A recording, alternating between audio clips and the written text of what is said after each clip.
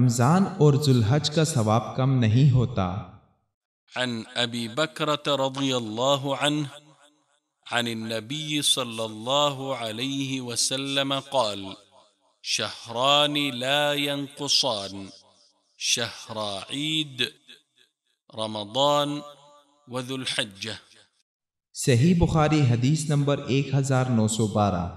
حضرت ابو بکر رضی اللہ عنہ نے بیان کیا کہ رسول اللہ صلی اللہ علیہ وسلم نے فرمایا، عید کے دونوں مہینے رمضان اور ذوالحج ثواب میں ناقص نہیں رہتے، یعنی یہ دونوں مہینے تعداد ایام کے لحاظ سے ناقص ہو سکتے ہیں لیکن خیر و برکت اور ثواب کے لحاظ سے کامل ہوتے ہیں۔ اسی لیے اگر یہ مہینے 29 دن کے بھی ہوں تو ان کا ثواب 30 دن سے کم نہیں ہوگا۔